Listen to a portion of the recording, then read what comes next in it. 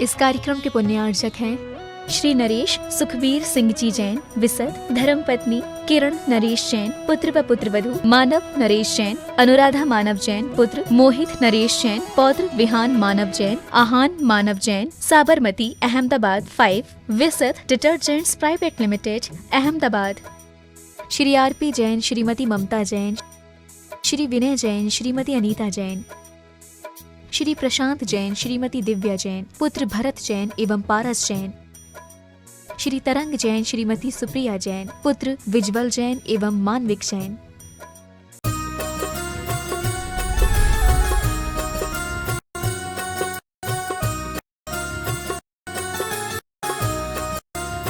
बोलिए देवादिदेव 1008 पार्श्वनाथ भगवान की जय जय जय। श्रवण संस्कृति के उन्नायक प्रातः स्मरणीय आचार्य भगवंत विद्यासागर जी महामुनिराज की जय जय जय। गुणायतन प्रणेता, शंका समाधान करता, भावना योग प्रवर्तक, प्रखर वक्ता पूज मुनिवर श्री प्रमाण सागर जी महाराज की जय जय जय। पूज मुनिवर श्री अरह सागर जी महाराज की जय जय जय। प्रिय बंधुओं, तीर्थराज सम्मेद शिखर की तलहटी में गुणायतन परिसर में आयोजित देश के सर्वाधिक लोकप्रिय कार्यक्रम शंका समाधान में यहाँ उपस्थित स्थानीय श्रद्धालुओं का एवं देश विदेश से जुड़े हुए उन सभी श्रोताओं का जो घर बैठे आज के इस कार्यक्रम का सीधा प्रसारण पारस चैनल, जिनवाणी चैनल एवं प्रामाणिक ऐप के माध्यम से देख सुन व आनंद ले रहे हैं, उन सभी का मैं गुणायतन व सेवायतन परिवार की ओर से हार्दिक अभिनंदन करता हूं। बंधुओं, शंका समाधान के इस कार्यक्रम को प्रारंभ करें उसके पूर्व पूज्य श्री के चरणों में आशीर्वाद के लिए अपन निवेदन कर रहे हैं। हम सब मिलकर के एक साथ भो स्वामी नमोस्तु नमोस्तु नमोस्तु। बंधुओं, जैसे कि आपको विदित है कि तीर्थराज सम्मेद शिखर की तलहटी में विश्व की अनमोल कृति गुणायतन का कार्य तीव्र गति से चल रहा है। बंधुओं, आत्मा से परमात्मा बनने के संपूर्ण विज्ञान को जीवंत रूप में दिखाने वाला एक ही आयतन है, वह है गुणायतन।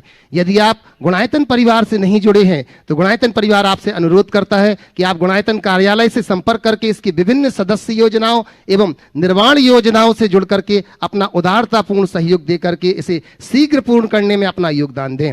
आज हमें बड़ी प्रसन्नता है कि हमारे आह्वान पर अनेक महानुभावों ने गुणायतन से जुड़ने की स्वीकृति दी है। मैं उनकी उदारता का अभिनंदन करते हुए उनके नामों का उद्घोष अवश्य करना चाहूंगा और आप सबसे अपेक्षा है कि आप इस उदारता का हृदय से अनुमोदन करें। बंधुओं, आज जो हमारे इस गुणायतन से जुड़े हुए हैं 1 लाख रुपए की राशि देकर के सूत्रधार के रूप में वंदना जैन पहाड़िया, अरुण जैन पहाड़िया, चैतन जैन पहाड़िया, विदिशा, कुणाल पाटनी मुंबई से, बंधुओं उनको बहुत बहुत धन्यवाद। बंधुओं, 1 नहीं 2 नहीं 5 लोग आज निर्वाण निधि से सूत्रधार के रूप में जुड़े हुए हैं। पूर्व में इन्होंने मात्र 11,000 रुपए की राशि देकर के जुड़े हुए थे और उसके बाद उन्होंने पाया कि देने के बाद बढ़ता गया तो उनका कहना था कि नहीं, अब हम 10 नहीं, अब हम 1 लाख रुपए से जुड़ेंगे। मतलब बंधुओं, आप ये देखना कि 1 गुना दिया तो 100 गुना पाया, तब जाकर के 10 गुना और देने के लिए वो यहां पर सामर्थ्य हो पाए हैं। ऐसे निर्वाण निधि से सूत्रधार के रूप में जुड़े हैं अशोक कुमार जी जैन, श्रीमती सरिता जैन, श्री संजय जैन भोपाल से, और पुनः जो निर्माण निधि से सूत्रधार में आए हैं जयंती लाल जी सीलावंडी इंदौर से। बंधुओं, सूत्रधार में पुनः जुड़े हैं धर्मवीर जी जैन, स्वर्गीय सरोज जी जैन, श्रीमती अंजलि जैन, स्वर्गीय अमित जैन लखनऊ से।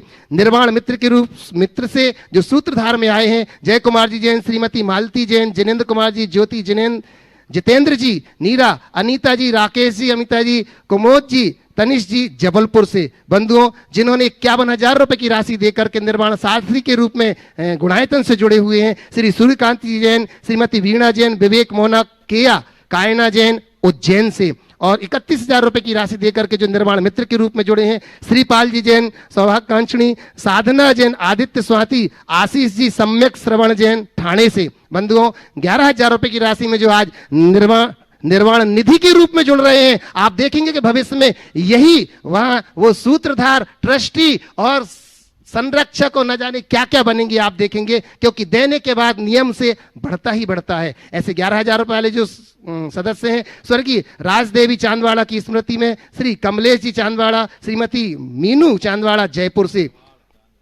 चांदवाड़ कमलेश जी चांदवाड़। बंधुओं, श्रीमती शर्मिला जी भज, श्री चिरंजी लाल जी भज, तिनसुकिया आसाम से श्री लक्ष्मी लाल जी मेहता, श्रीमती संतोष देवी देवास से, श्री रमण जी जैन, श्री गोपाल जी जैन रायपुर से, श्री मोहनदास जी अग्रवाल, श्रीमती अंजना अग्रवाल इंदौर से, कुमारी जाह्नवी जैन, दादाजी सज्जन कुमार जी जैन, श्री प्रभात जी जैन सिलवासा से, श्री विजय जी जैन, श्रीमती मीना जैन खलीलाबाद से। बंधुओं, मंदिर निर्माण हेतु जिन्होंने 11,000 रुपए की राशि प्रदान की है, उनके नाम यहां पर घोषित कर रहा हूं। हलोल गुजरात से श्री मुकेश जी, श्रीमती विनीता जी जैन, पर्व जैन। बंधुओं, दिल्ली से श्री श्याम सुंदर जी जैन, अखिलेश जी जैन, ब्रजेश जी, मंजू जी, पूनम जी, अन्वेश जी जैन, विभोर जी जैन को बहुत बहुत बहुत बहुत बहुत धन्यवाद देता है गुणायतन परिवार। बंधुओं, एक शख्स का नाम और मैं यहां पर लेना चाहूंगा, वर्णी कॉलोनी सागर से, जो कि गुणायतन शिरोमणि संरक्षक सदस्य परिवार हैं। बंधुओं, जब जब यहां पर विधान हुआ है, हर विधान में इनका किसी न किसी रूप में सहयोग रहा है। आज पुनः उन्होंने 51,000 रुपए की घोषणा की है। रज्जी लाल जी जैन, श्रीमती सुधा जी जैन सा परिवार सागर वालों से हम उनका करतल ध्वनि से अभिनंदन करते हैं। बंधुओं, एक विशेष सूचना आपको देना चाहूंगा मैं कि आपको देना चाहूंगा यह है कि गुणायतन जिनालय में प्रतिदिन पूज्य मुनि श्री के मुखार बिंद से शांति धारा यहां पर होती है। उनके मुखार बिंद से दिव्य मंत्रों का उच्चारण होता है, जिसका सीधा प्रसारण जिनवाणी चैनल में 8:30 बजे से दिखाया जाता है। बंधुओं, आप अपने अनेक विभिन्न अवसरों पर, चाहे वो शादी की सालगिरह होवे, वैवाहिक साल वर्षगांठ होवे, जन्मदिन होवे, या कि अन्य और कोई अपने स्वास्थ्य लाभ आदि को लेकर के आप इस शांति धारा से जुड़ सकते हैं। किसी ना किसी रूप में आप इस गुणायतन से जुड़ करके अपना योगदान दे सकते हैं। गुणायतन परिवार आपका आह्वान कर रहा है कि आप आकर के जुड़े। निश्चित रूप से हम इस संस्था से जुड़ करके गुणायतन से ही नहीं जुड़ रहे हैं, ये मान करके चलना कि यहाँ जो कृति बनाई जाएगी हम अपनी आत्मा से ही अपनी आत्मा को जोड़ रहे हैं। बंधुओं, आप निश्चित रूप से जुड़ना। पूज्य मुनि श्री के चरणों में वंदन करते हैं। अब चलते हैं अपन सीधे मुनि श्री के चरणों में वंदन करके प्रथम प्रश्न के रूप में महाराज श्री हमारे बीच में प्रश्न आया। अरहंत पारुल हितंकर जैन कटनी से, पायल, अरहंत पायल हितंकर जैन कटनी से कह रहे हैं, मानव जीवन का हर दिन एक सा नहीं होता, कभी खुशी होती है तो कभी गम होता है। हम ऐसे क्या करें कि इस बदलते वक्त के साथ हम अपने जीवन को स्थिर बनाए रखें। बात बिल्कुल सही है। जीवन का क्रम एक सा नहीं रहता, कभी खुशी होती, कभी गम होता। हम ऐसा क्या करें कि बदलते जीवन के साथ अपने जीवन को स्थिर करते रहें। बस इसका बड़ा सरल सा उपाय है, इस सत्य को स्वीकार लो। कभी खुशी, कभी गम, कभी दिन, कभी रात, ये होगा। ये जीवन का क्रम है, बनता है, बदलता रहता है। और इसे जो व्यक्ति स्वीकार लेता है उसके जीवन में स्थिरता रहती है। जो इसे स्वीकार नहीं कर पाता उसके जीवन में हमेशा अस्थिरता बनी रहती है।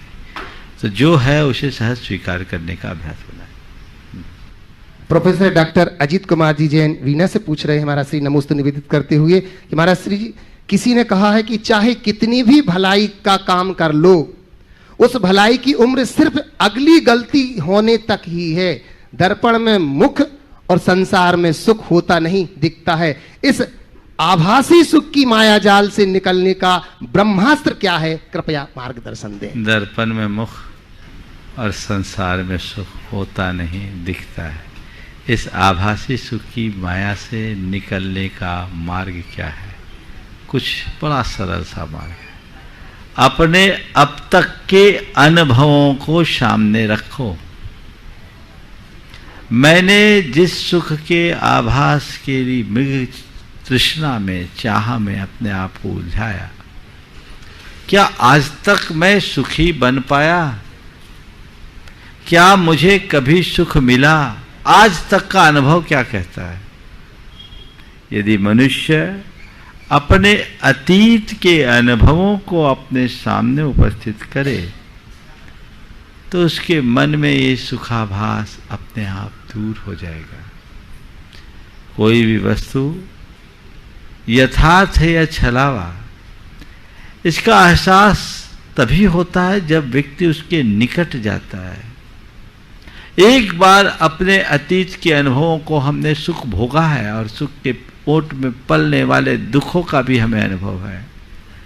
यदि हम उन्हें याद करें तो आज भी हम अपने जीवन में बड़ा बदलाव घटित कर सकते हैं और अपने जीवन के पथ को प्रशस्त कर सकते हैं।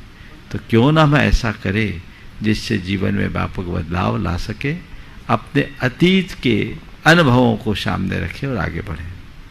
महाश्री पीयूष जैन रिद्धि सिद्धिनगर सागर से नमोस्तु निवेदित करते हुए पूछ रहे हैं कि बहुत कोशिश करते हैं मिट्टी में दबाने की, बहुत कोशिश करते हैं मिट्टी में दबाने की, अपनी भी आदत डाल लीजिए बीज बनकर के बार बार उग जाने की। तो महाराज श्री हम भी बीज की तरह मिट्टी के दबने के बाद कैसे सिद्धत्व से उठ सकें, ऐसा हमें उपाय बताइए।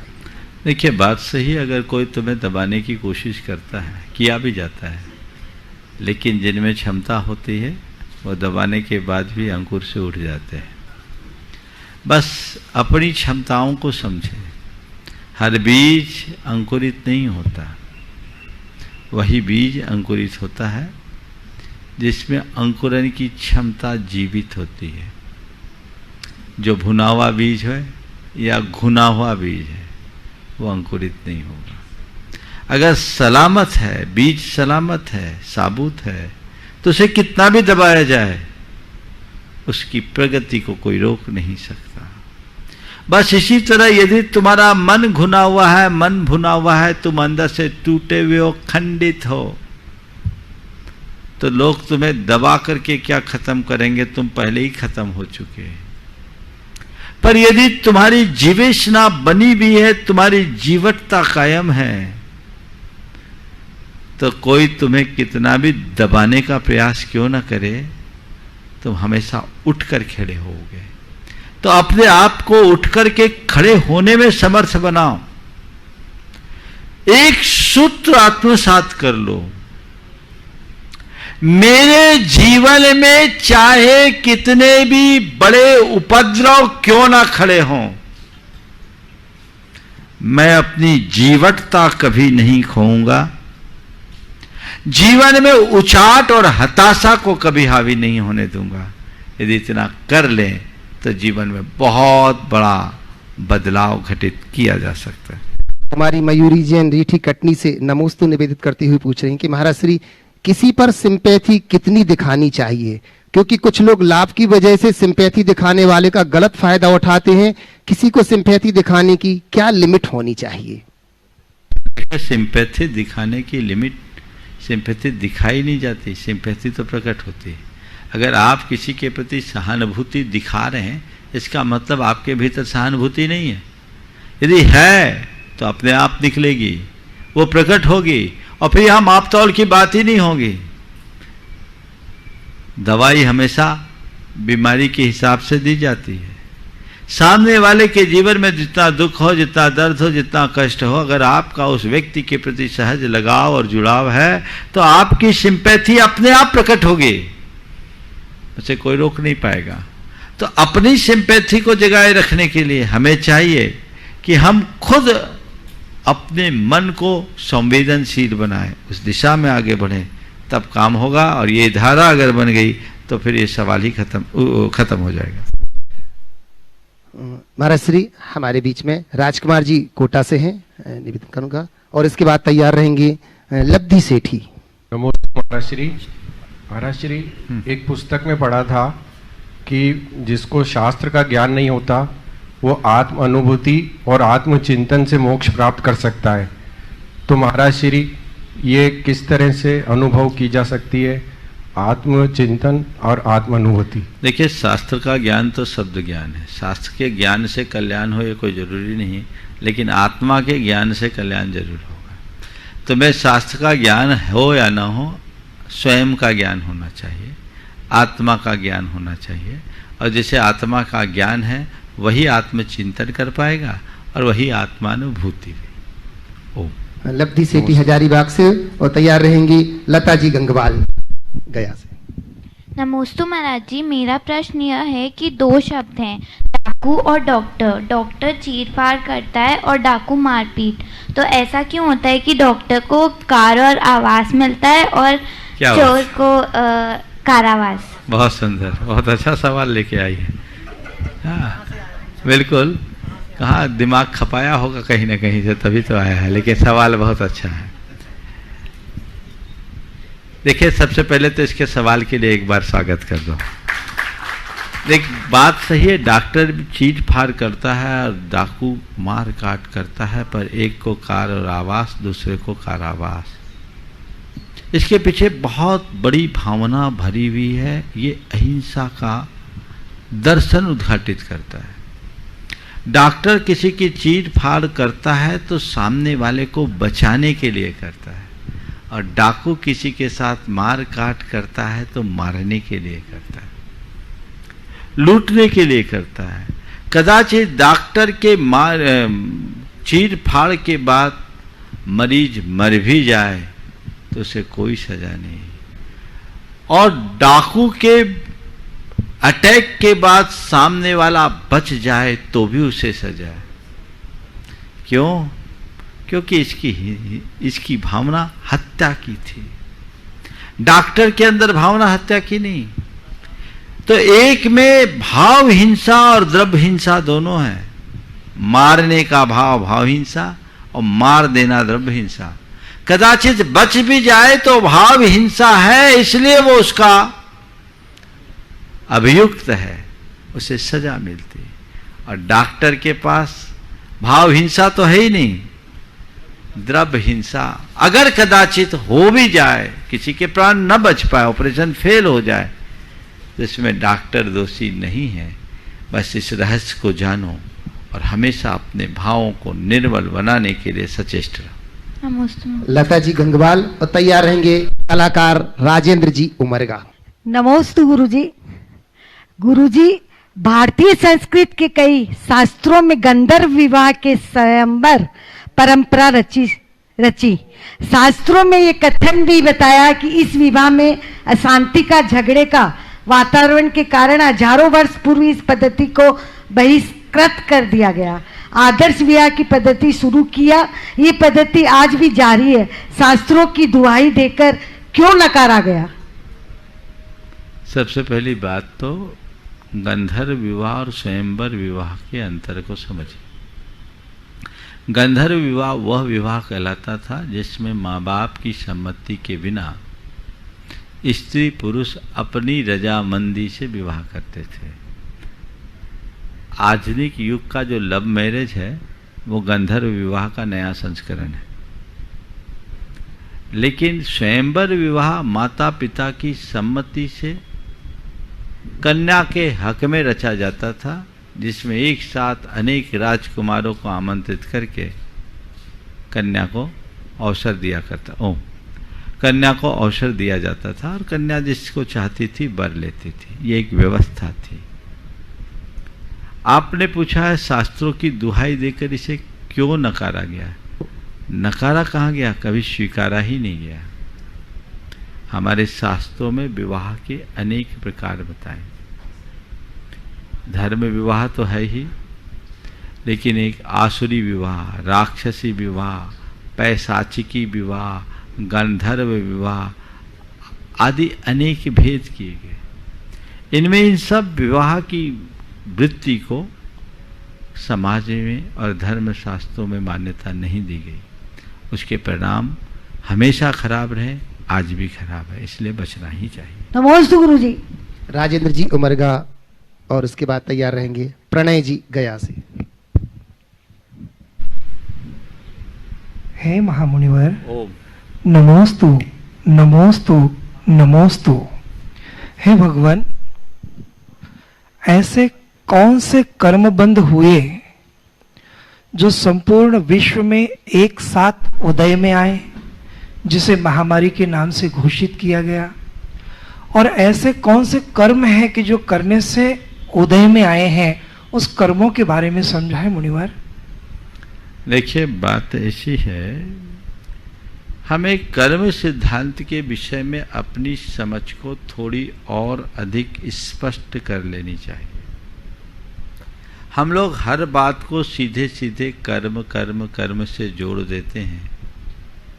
ये पूरी तरह सही नहीं है। हमारे जीवन में कर्मों का असर होता है, इसे नकारा नहीं जा सकता। हमारा जीवन कर्मों से नियंत्रित और संचालित है, इसे भी स्वीकार करने में हमें कोई संकोच नहीं। लेकिन हमारे जीवन में जो कुछ घट रहा है सब कर्मकृत ही है, ये ठीक नहीं। अनेक कारण होते हैं तब कार्य होता है। ये महामारी, वर्तमान की जो महामारी है, ये कर्मकृत है ऐसा ना कहकर दैवकृत भी कहा जा सकता है, संयोगकृत भी कहा जा सकता है। हर चीज कर्म के माध्यम से नहीं होता। और दूसरी बात, मैं तो पहले भी कई बार कह चुका, ये महामारी कर्म के उदय में नहीं है, ये नौकर्म के उदय से है। नौकर्म यानी बाहर का निमित्त है, ये विषाणु है। जैसे कोई व्यक्ति जहर पी ले और मरे, कहे मैं कर्मोदय से मर गया, उसको क्या बोलोगे? बोलो। जानबूझकर जहर पिए और कहे मैं कर्मोदय से मर गया, उसको क्या बोलोगे? ऐसा कहने वालों को क्या बोलोगे? समझदार कि पागल? पागल कहेंगे। अरे तूने जहर पिया सो मरा, यहाँ कर्मोदय क्या हुआ? अगर जहर नहीं पिया होता तो बच जाता। इसी तरह वर्तमान में कोरोना है, एक विषाणु है। तुम जानबूझ करके संक्रमितों के संपर्क में रहोगे तो विषाणु तुम्हारे पास आएगा। उसके लिए आवश्यक जो हिदायत है उनका पालन नहीं करोगे तो विषाणु तुम्हारे पास आएगा, आएगा तो चपेटे में आओगे। तो ये संयोग पूरे संसार में ऐसा बना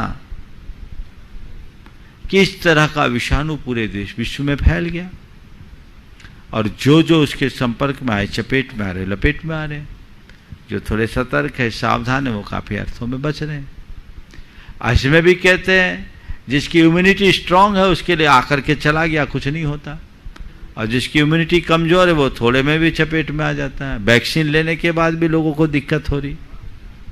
तो हमें ये बातें समझना चाहिए और इन सब से बचने का एक ही उपाय है। हमारे शास्त्र कहते हैं द्रव्यक्षेत काल भाव के अनुसार कर्म अपना फल देता है। तो अभी का क्षेत्र काल भाव, द्रव्यक्षेत काल भाव प्रतिकूल है क्योंकि विषाणु का संक्रमण है।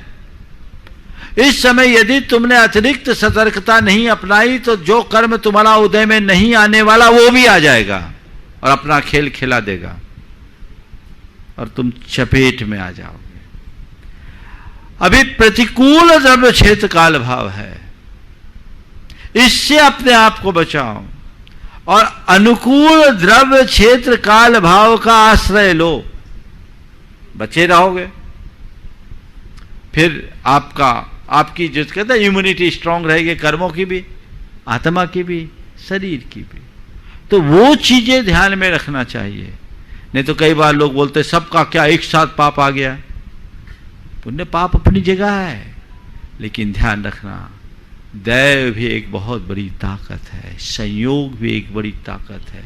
समझ गए? तो कार्य की निष्पत्ति में अनेक चीजें होते, दैववाद, नियतिवाद, भवितव्यता, संयोग, ये अनेक अनेक कारण हैं, तब कर्म भी उसमें एक जुड़ता है। सब चीजों को केवल कर्म कर्म कर्म कर्म के नाम से कहना सच्चे अर्थों में कर्म सिद्धांत को न समझ पाना है। ठीक तरीके से जो कर्म सिद्धांत को समझेंगे उनके साथ ऐसा कभी नहीं होगा। धन्य हो प्रभु। प्रणय जी गया से। नमस्ते महाराज श्री।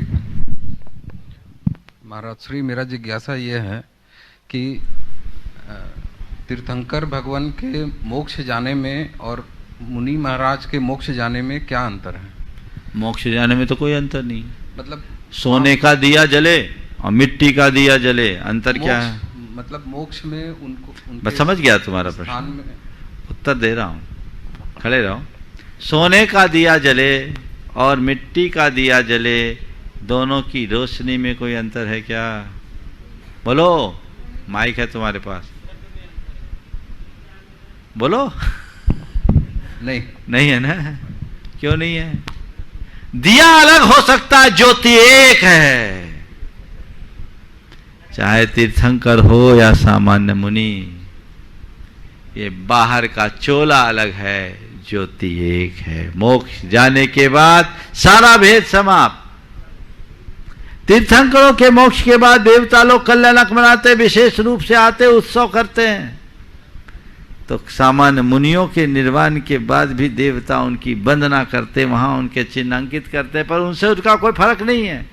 सिद्धालय में जाने के बाद सब के सब समान हो जाते हैं, वहां कोई अंतर नहीं दिखता।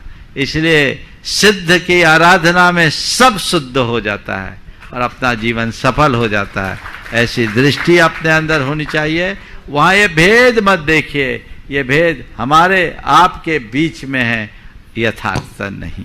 महाराज श्री अगले प्रश्न के रूप में हमारे बीच में वाकल से संजय मोदी, समकित मोदी जी हैं, और इसके बाद तैयार रहेंगी वृत्ति दीदी, शकुन दीदी सागर से। द्वय मुनिराज के चरणों में मेरा और मेरे परिवार का और बाकल का त्रैवार नमोस्तु नमोस्तु नमोस्तु। महाराज श्री, एक कहावत है कि जमी पर आसान है आलीशान मकान बना लेना। जमी पर रहकर बहुत ही आसान है आलीशान मकान बना लेना, लेकिन लोगों के दिलों में जगह बनाने में जिंदगी गुजर जाती है। तो महाराज जी, हमें कोई ऐसा उपाय बताएं कि हम लोगों के दिलों में अपनी अच्छी जगह बना सकें। बहुत अच्छा सवाल किया है। जमीन पे मकान बना लेना बड़ा आसान है, लेकिन लोगों के दिलों में जगह बनाना बहुत कठिन है। मैं एक कहानी बताता हूँ। एक राजा था, उसके 2 पुत्र थे, और दोनों पुत्रों के मध्य उत्तराधिकारी के चयन का सवाल था। राजा ने दोनों पुत्रों को बुलाया और दोनों से कहा कि देखो, राजा नहीं था, वो सेठ था। सेठ ने अपने दोनों पुत्रों को बुलाया और दोनों पुत्रों को उसने 10-10 हजार रुपये दिए और ये कहा कि मैं रोज नगर से बाहर इधर उधर जाता हूँ, कई जगह मुझे रात्रि में रुकना पड़ता है। ये 10-10 हजार रुपये मैं तुम दोनों को देता हूँ।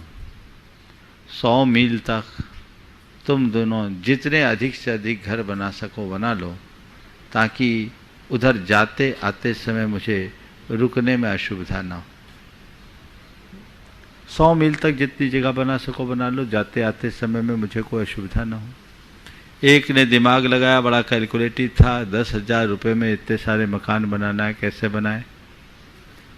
अब वो मकान कैसे बनाए, तो उसने दिमाग लगाया और उसने कुछ झोपड़ियाँ बनवाई घास फूस की, और करीब उसने 20 झोपड़ियाँ बना दी।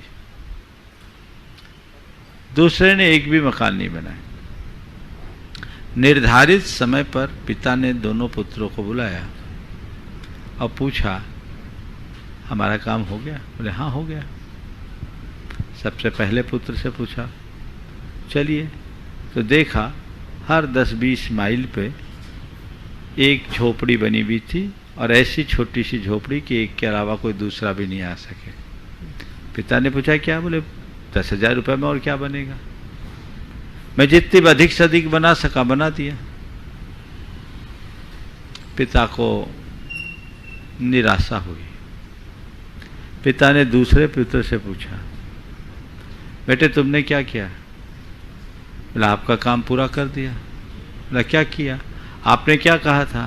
बोले मेरे रहने लायक स्थान तैयार कर लो। बोले हाँ कर लो। कितने किए? बोले मैंने एक भी नहीं बनाया। बोले फिर? मैंने आपके रहने लायक स्थान तैयार कर लिए। बोले क्या किया?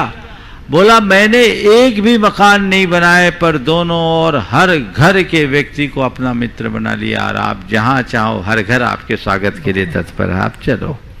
एक ने मकान बनाया, दूसरे ने मित्र बनाया। मकान बनाने वाले लोग पीछे रहेंगे, बनाने वाले लोग आगे होते हैं, और मित्र वही बना पाते हैं जो लोगों के दिल में स्थान बनाते हैं। और दिल में स्थान वही बना पाते हैं जिनके हृदय में प्रेम होता है, वात्सल्य होता है, उदारता होती है, और स्वार्थपरता से ऊपर उठने की भावना होती है। यदि ये सब बातें जीवन में घटित हो जाए तो स्वाभाविक रूप से प्रेम प्रकट हो। नमोस्तु महाराज जी, नमोस्तु। वृत्ति दीदी, संकेत, शकुन दीदी सागर से। संकेत पहले। अच्छा, संकेत भाई पूछेंगे पहले। मेरा और मेरे परिवार का आपके चरणों में त्रैवार नमोस्तु।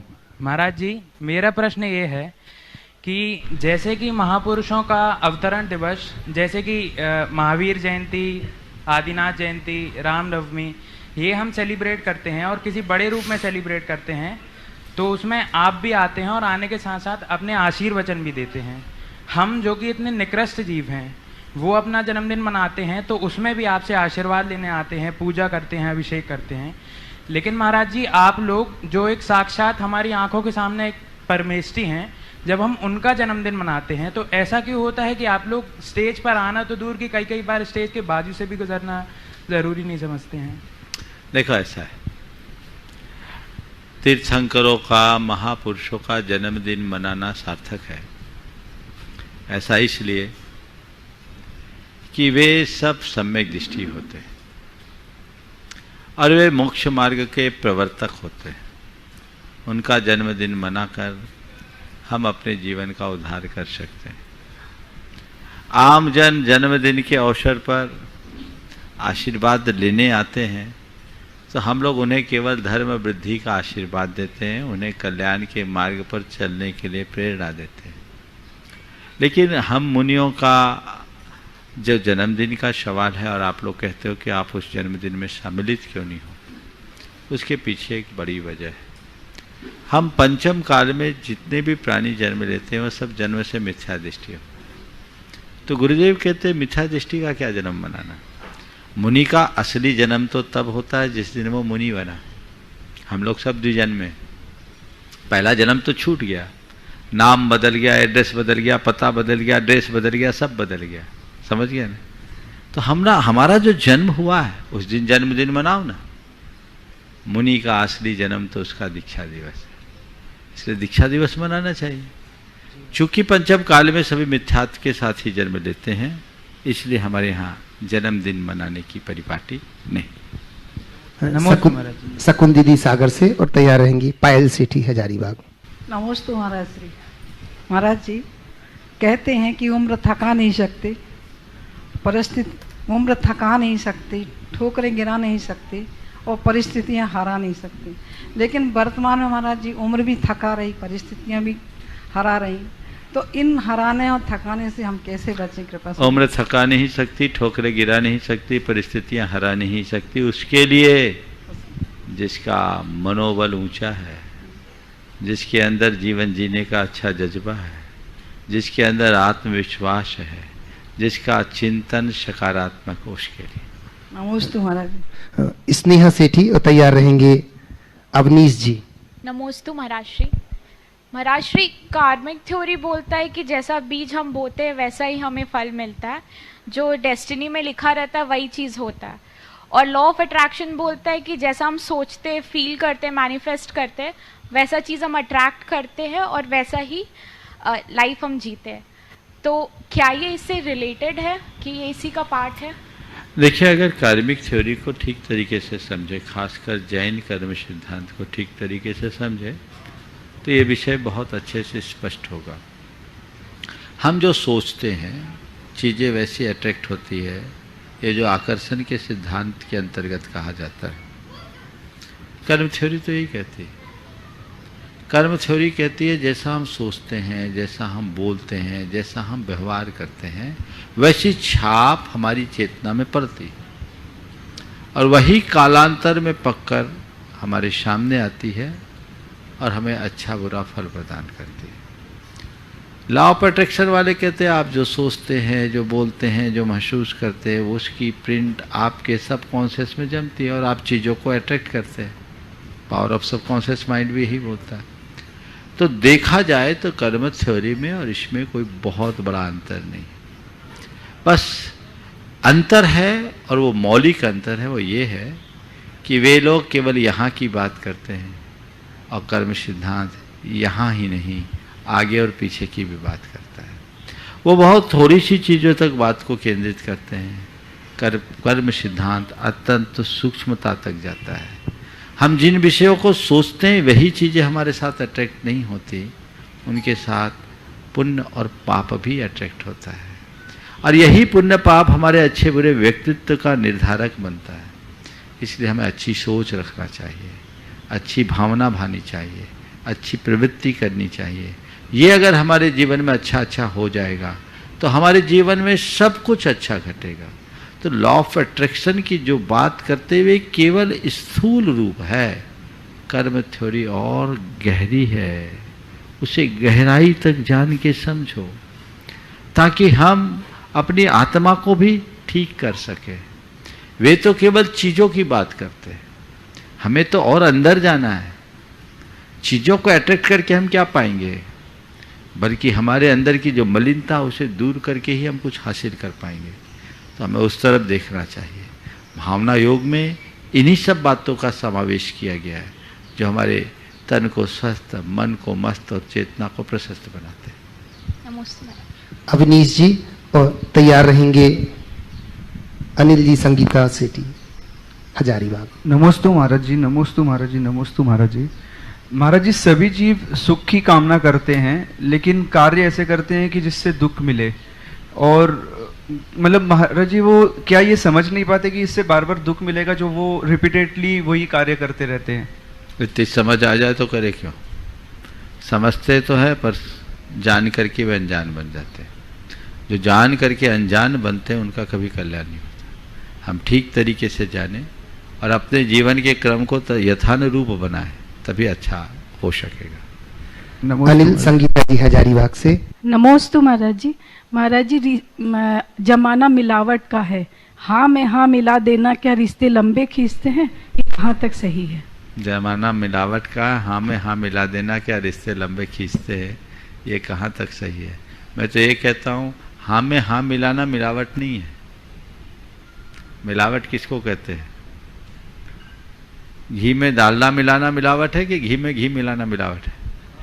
घी में डालडा है ना। तो हाँ में हाँ मिलाना तो अच्छा गुण है ना।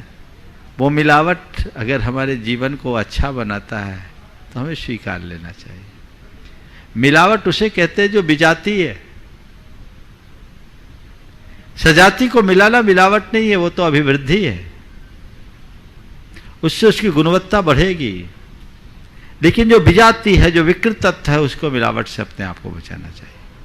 और जब हम उसको बचाएंगे तो हमारा जीवन बेहतर बनेगा। इसलिए मैं कहूँ कि हाँ में हाँ मिलाने से रिश्ते लंबे खींचे तो उसे स्वीकार कर लेना चाहिए, सोचना नहीं चाहिए। नमोस्तु महाराज जी। प्रणय जी गया से और तैयार रहेंगे नीलू सेठी हजारीबाग। नमोस्तु महाराज श्री, नमोस्तु महाराज श्री, नमस्ते मुनिवर। मेरे परिवार और बाकी सभी को अपनी तरफ से पूरी कोशिश करती हूँ कि सबका अच्छा हो, परंतु मैं अपनी कोशिश में नाकाम रह जाती हूँ। कौन से पाप कर्म का उदय है? कोशिश करने के बाद भी अच्छा परिणाम नहीं मिलता और अब मुझे क्या करना चाहिए? सबका अच्छा करने की सोचती हूँ पर अच्छा कर नहीं पाती हूँ। अच्छा करने का प्रयास करने के बाद भी उसका अच्छा परिणाम नहीं मिलता। अब मैं क्या करूँ? ये समझ लो कि हमने कभी अच्छा करने वाले का साथ नहीं दिया, अच्छा करने वालों की आलोचना की। इसका एक परिणाम है कि अच्छा करने के बाद भी आज हमें लोग अच्छा नहीं मानते। तो ऐसे समय में मन को हताशा से भरने की जगह हमें चाहिए कि हम अपनी सोच को सकारात्मक बनाएं और यही सोचें कि हमने अच्छा करने वालों का अनुमोदन नहीं किया, आलोचना किया, तो आज हम अच्छा कर रहे हैं तो भी श्रेय नहीं पा रहे हैं। जब अच्छा करने के बाद ये हाल है तो बुरा करने के बाद तो पता नहीं क्या होगा। इसलिए मुझे और अच्छा करना, और अच्छा करना, और अच्छा करना है। और यही अच्छा करते करते एक दिन ऐसा आएगा कि सबकी धारणा बदल जाएगी। नमोस्तु। राजीव जी काला धुलियान से तैयार रहेंगे डायरेक्टर दूरदर्शन झांसी अरुण जी जैन और पुत्र आरसी। मम इष्ट गुरुदेव के चरणों में तिरवान नमोस्तु। महाराज श्री, मैं राजीव काला धुलियान पश्चिम बंगाल से। महाराज श्री, मेरी शंका ये है कि हम लोग अभिषेक करने के बाद जब मार्जन करते हैं, श्री जी का मार्जन करते टाइम हाथ के पास कुछ जल रह जाता है, वो निकाल नहीं पाते हैं। तो इसके लिए कुछ देखता हूँ मैं कि कुछ लोग प्रतिमा जी को उल्टा कर देते हैं फिर निकालते। ये कहाँ तक सही है? हमें मार्गदर्शन दे, ये करना उचित है कि नहीं? देखिए, भगवान के मार्जन के समय में जल को सुखाना तो ठीक है, लेकिन विनय का ध्यान रखना चाहिए। अविनय नहीं होनी चाहिए। उल्टा करना तो ठीक नहीं है। कई लोग और माध्यम से भी करते हैं, तो उसको उस तरीके से करके सुखाना चाहिए, कोमल वस्त्र को अंदर तक पहुंचा करके साफ किया जा सकता है। उल्टा करना कतई उचित नहीं है, ऐसा नहीं करना चाहिए। वो भगवान है, मूर्ति नहीं। आपको कोई उल्टा कर देगा तो कैसा लगेगा, ये अच्छी बात नहीं। चलिए आइएगा डायरेक्टर दूरदर्शन झांसी अरुण जी और पुत्र हर्ष जैन, और इसके बाद नमोस्तु महाराज जी। महाराज जी, क्या अकाल मृत्यु होती है? और यदि किसी की ऐसी मृत्यु हुई है तो कैसे समझें कि वो अकाल मृत्यु हुई है? यदि ऐसे समय में किसी ने समता परिणामों का वर्ण करते हुए मृत्यु को प्राप्त किया, समाधि का भावना भाते हुए मृत्यु को प्राप्त किया, तो क्या उसको सदगति प्राप्त होगी? देखिए, अकाल मृत्यु का निषेध नहीं, अकाल मृत्यु होती है। और अकाल मृत्यु का मतलब ये नहीं कि अकाल मृत्यु से ग्रसित व्यक्ति दुर्गति को ही प्राप्त करे। अकाल मृत्यु का अर्थ क्या है? आयु का असमय में झर जाना अकाल मृत्यु। ये किसी को भी हो सकती है। अगर हमारे जीवन में कोई इस तरह का उपसर्ग आ जाए तो अकाल में मृत्यु होती है। अभी ये महामारी के शिकार बहुत सारे लोग अकाल मृत्यु के शिकार हुए। ऐसे भी जब भी जीवन में किसी तरह की त्रासदी आती है और उससे होने वाली मृत्यु को प्रायः अकाल मृत्यु माना जाता है। पर यह सोचना कि जिसकी अकाल मृत्यु हुई है उसकी दुर्गति ही होगी, गलत है।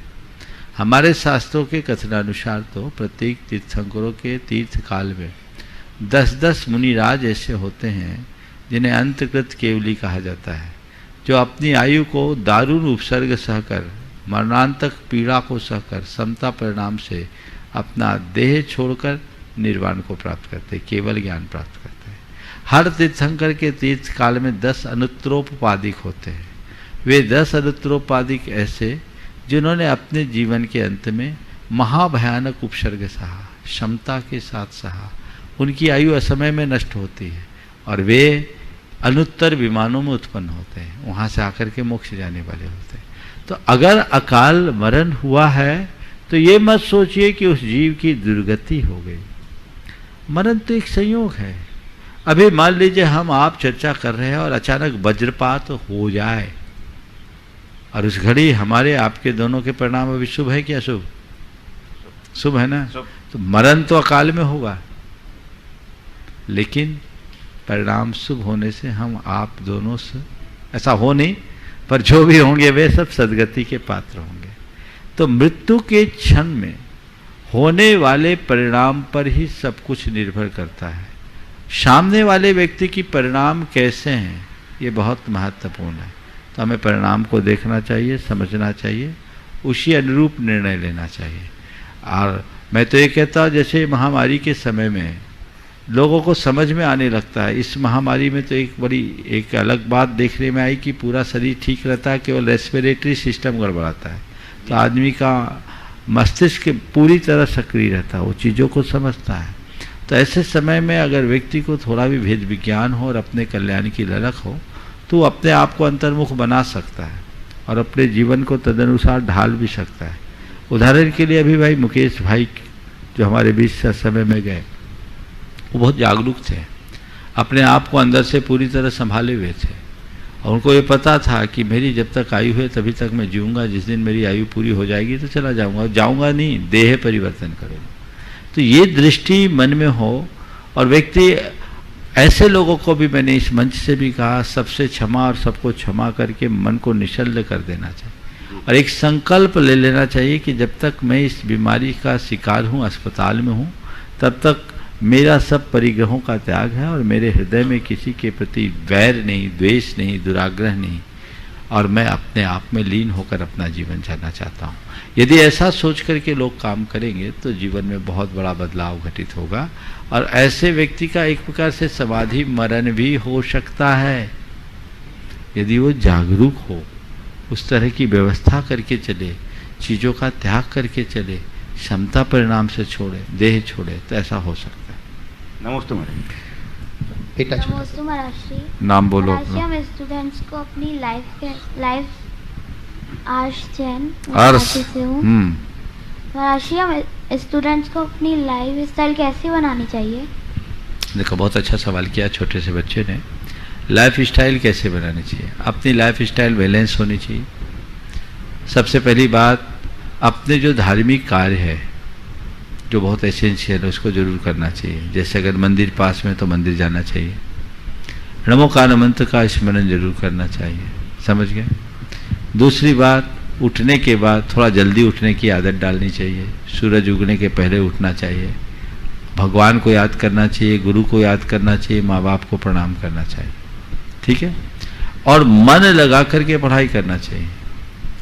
खेलना है खेले, लेकिन खेलने से ज़्यादा ध्यान पढ़ाई में हो। और डिजिटल गेम की जगह फिजिकल गेम खेलना चाहिए, जिससे अपना फिजिकल और मेंटल लेवल ऊंचा उठे, समझ गए। ये खेलना चाहिए।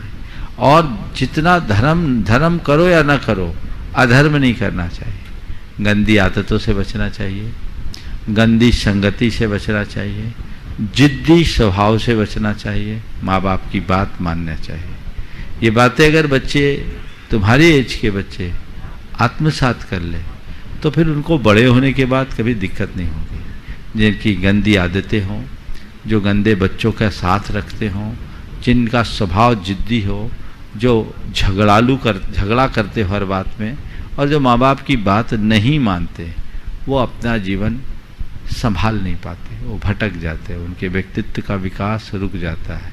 यदि इन सब बातों को आत्मसात करके चलेंगे तो निश्चित जीवन ऊंचा उठेगा। महाराज, ऑनलाइन प्रश्नों के माध्यम से नवीन जैन मुरैना से नमोस्तु निवेदित करते हुए पूछ रहे हैं कि प्राचीन काल में सूचना प्रौद्योगिकी, ज्ञान और न्याय की प्रामाणिकता के अभाव में सत्य और धर्म को अनेक बार कुचला गया है, मनमाने ढंग से बदला भी गया है, पर वर्तमान में सभी साधनों की अनुकूलता के बाद भी सत्य और धर्म अपने को सार्वभौमिक रूप से प्रदर्शित क्यों नहीं कर पा रहा है? कृपया देखिए, सत्य और धर्म तो अपने आप में सार्वभौमिक है, लेकिन लोगों की निष्ठा असत्य और अधर्म पर है, तो सत्य की सार्वभौमिक प्रतिष्ठा कैसे होगी?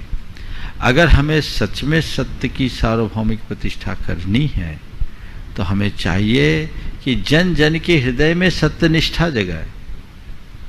जिस व्यक्ति के हृदय में सत्य निष्ठा है, वो आज भी पूरे आसमान में सूर्य की तरह चमकता है। और जिनके जीवन में सत्य की निष्ठा ही नहीं, सत्य निष्ठा का अभाव है, उसके जीवन की कालिमा भी किसी से छिपी नहीं। तो हमें चाहिए कि हम सत्यनिष्ठ बने, धर्मनिष्ठ बने। जन जन यदि सत्यनिष्ठ बन जाए और धर्मनिष्ठ बन जाए, तो संसार का काया पलट हो जाए। महेंद्र जैन पत्रकार इंदौर से नमोस्तु निवेदित करते हुए पूछ रहे हैं कि महाराज श्री, दुनिया में वह इंसान सबसे मजबूत माना जाता है जिसके सपने भी टूटे हों और अपने भी रूठे हों, फिर भी कहे कि मैं एकदम ठीक हूं। महाराज श्री, प्रतिकूल परिस्थितियों तथा इच्छाओं की पूर्ति न होने पर स्वयं को दृढ़ और खुश रखना कैसे संभव है? कृपया मार्गदर्शन। सपने भी टूटे हो, अपने भी रूठे हो, फिर भी कहे कि मैं ठीक हूं, बात तो सही है। आपने पूछा है प्रतिकूल परिस्थितियों में और मन की इच्छाएं पूर्ण न होने पर हम क्या करें, है ना। तो विपरीत परिस्थिति जब भी हो, चार बातें ध्यान में रखें, ये सब अर्थ में बहुत उपयोगी है। पहली बात, अपनी सोच को सकारात्मक बनाएं। चाहे जैसी सिचुएशन हो, अगर हमारी सोच सकारात्मक हो तो हमारे जीवन में कहीं किसी भी प्रकार की कठिनाई नहीं होगी। चाहे कितनी भी बड़ी विसंगति क्यों ना हो, हमारे मन का संतुलन बना रहेगा। जिनकी सोच नकारात्मक होती है, वे कभी सुखी नहीं हो सकते, उनके रास्ते बंद हो जाते हैं। और जिसकी सोच सकारात्मक होती है, वो हर समस्या से समाधान खोज लेता है। तो पहली बात कि सोच को सकारात्मक रखें। दूसरी बात, मन में पेशेंस रखें, पॉजिटिव थिंकिंग। सेकेंड, पेशेंस, अधीर ना हो, मन में धैर्य रखे। ये सोचे आज दुख है, धीरे धीरे दूर हो जाएगा, अभी अंधेरा है, सुबह उजाला होगा, प्रकाश होगा, सब कुछ ठीक हो जाएगा, धीरे धीरे ठीक हो जाएगा, थोड़े देर की बात है। ऐसा सोचने से मन अधीर नहीं होगा, और जब मन में धैर्य प्रकट होगा, हमारा आत्मविश्वास जागेगा, हमारी आत्म क्षमताएं विकसित होगी और हम अपने जीवन का पथ प्रशस्त करने में समर्थ होंगे। तो अधीरता से अपने आप को बचाए। तीसरी बात, आशावादी बने। हमारी सोच आशावादी होनी चाहिए। हताशा को अपने मन में हावी ना होने दें। ठीक है, आगे सब ठीक हो जाएगा, आज नहीं तो कल हम निश्चित होंगे सफल। आज खराब है कोई बात नहीं, कल ठीक होगा। ये आशावादी सोच अपने सामने रखने चाहिए। और चौथी बात, अपेक्षाओं से अपने आप को मुक्त रखो। हमारा मन चाहा हो या ना हो, हमारे मन में अपेक्षाएं नहीं होगी तो हो जाने पर ज़्यादा खुशी नहीं होगी और न होने पर हमें कोई तकलीफ नहीं होगी। जो मनुष्य जरूरत से ज़्यादा अपेक्षाएं पाल के चलते हैं उनकी दशा बड़ी दयनीय बन जाती है। तो अपने अंदर अपेक्षाओं को हावी न होने दें, जीवन की व्यवस्था को उसी अनुरूप बनाएं। बोला महाराज श्री प्रोफेसर डॉक्टर अजीत कुमार जी जैन बीना से एक प्रश्न और इसके पूर्व मैं आवाज दे रहा हूँ पायल सेठी हजारीबाग से अपना प्रश्न रख रही हैं, और अनिल जी पहाड़िया हमारे बीच में यहाँ पर उपस्थित हैं। पायल सेठी बहन। नमोस्तु महाराज जी। महाराज जी, सारी जिंदगी पेट के कारण चल रही है, तो महाराज श्री भूख सारी मर्यादाओं को तोड़ देती है और पैसा सारी इंसानियत को, तो हमें ऐसा क्या करना चाहिए जिससे मर्यादाएं भी टिकी रहे और इंसानियत भी? भूख सारी मर्यादाओं को तोड़ती है और पैसा इंसानियत को। आपने पूछा ऐसा क्या करना चाहिए कि पैसा भी मर्यादा भी बनी रहे और इंसानियत भी। एक ही उपाय है, भूख अगर मर्यादा को तोड़ती है तो हमें धीरे धीरे भूख को जीतने का अभ्यास करना चाहिए। और भूख को जो जीतने का अभ्यास कर लेते हैं, जो भूख को जीतने में सफल हो जाते हैं, उनके लिए उनकी मर्यादाएं कभी टूटती नहीं, वो विचार और विवेक से काम करते हैं। और पैसा अगर इंसानियत को तोड़ रहा है तो व्यक्ति को चाहिए अपने मन में संतोष जगाए ताकि पैसे की प्यास कम हो जाए। अगर पैसे की प्यास कम हो जाएगी तो इंसानियत की मर्यादा कभी टूट नहीं पाएगी। नमोस्तु महाराज। अनिल जी पहाड़िया कोलकाता, और तैयार रहेंगे नमोस्तु महाराज जी। राजकुमार जी काला। महाराज श्री, सम्यक दर्शन और दर्शन विशुद्धि में क्या अंतर है? सम्यक दर्शन और दर्शन विशुद्धि, सच्ची श्रद्धा का नाम सम्यक दर्शन है और सच्ची श्रद्धा के साथ जगत के कल्याण की प्रबल भावना होना दर्शन विशुद्धि। राजकुमार जी काला, और इसके बाद तैयार रहेंगे राजकुमार जी कोटा से। गुरुदेव के चरणों में सत्संग बंदन, सत्सत नमन। बोलो। गुरुदेव, मेरी जिज्ञासा आज कुछ अलग हटकर है। आज कलिक काल में आचार्य श्री विद्यासागर जी महाराज को लोग भगवान के रूप में देखते हैं। एक नज़र मिल जाए तो अपने आप को धन्य समझते हैं, चरण स्पर्श हो जाए तो फिर उस बात का कहना ही क्या। गुरुदेव, मेरी जिज्ञासा ये है कि जब आपने अपने मन में वैराग्य भावना लाई तो गुरुदेव के चरणों में आपने अपने वैराग्य भावना रखी, तो आपका प्रथम संवाद किस तरह हुआ, उसका वृत्तांत हमें श्रावकों को सुनाएं। देखिए, ये मेरे जीवन का बड़ा सौभाग्य है कि मुझे बड़ी निकटता से गुरुदेव का सानिध्य मिला और बड़ी सरलता से उनकी कृपा मिल गई। गुरुदेव के प्रति मेरे मन में एक अद्भुत आकर्षण था। जब गुरुदेव के मैंने पहली बार दर्शन किए थे हजारीबाग में, शहर से थोड़े दूर, तभी मेरा मन आकर्षित, इतना आकर्षित हो गया था कि मन में एक ही बात आई थी कि इस धरती पर यदि मनुष्य का सर्वश्रेष्ठ रूप है तो बस यही है।